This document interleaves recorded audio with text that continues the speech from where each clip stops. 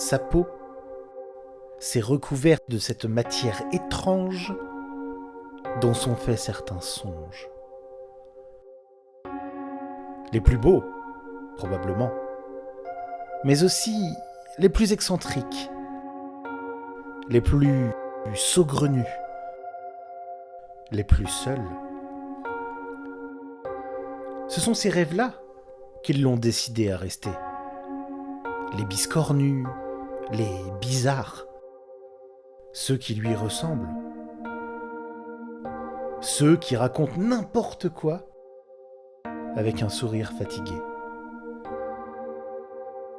Il a senti leur solitude. Il a senti que ces rêves parias cherchaient juste un peu de compagnie.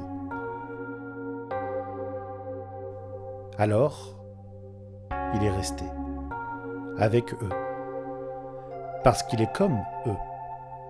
Et même, petit à petit, il devient eux. Avec sa peau qui se teinte, qui brille, qui luit. Le souvenir de ses derniers réveils s'estompe, car ils sont si loin désormais. Il ne reste plus qu'elle, les terres enrêvées, infinies et fantasques, sa nouvelle demeure, son dernier horizon. Il y est à la dérive, sa chair marquée, comme un vagabond en songe profond. Un ermite au royaume d'azur et d'émeraude. Il nage dans ce fantasme qu'il l'accepte avec joie, ou peut-être avec soulagement, et qui se matérialise pour ne rien lui cacher.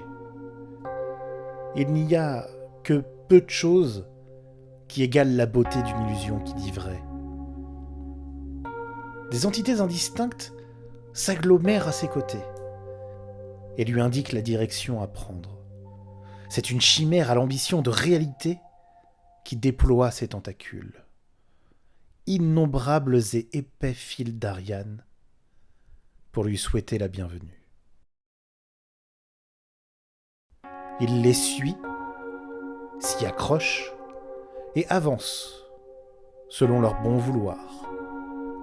Au contact de sa main, il les sent se mouvoir, changer. Il sent leur peau s'étirer, trembler, se fendre et laisser passer un premier souffle. Des écailles apparaissent et s'estompent. Ici, des branchies. Là, des plumes. La nature s'amuse, débarrassée des épuisantes contraintes de la réalité. Et puis, tout onirique soit-elle, elle choisit la sobriété. La chair gonfle encore, se complexifie, se scinde et s'ouvre. Un œil et un deuxième, et tant d'autres. Une nageoire, un aileron, tout autour de lui, des colosses d'une élégance rare. Il les observe sans crainte, car il sait qu'il ne risque rien. Les glorieux titans oniriques entament une valse autour de lui. Un ballet de baleines d'une benoîte beauté. Alors, il danse, lui aussi. Il nage, il dérive, il se laisse emporter. Il danse et danse et danse encore, et il rit. Il observe avec des yeux émerveillés.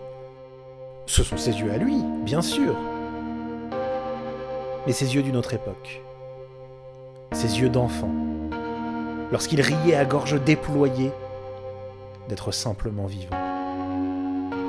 Il observe, avec ses yeux-là, le prodigieux spectacle qui se déroule devant lui, autour de lui, à l'intérieur de lui.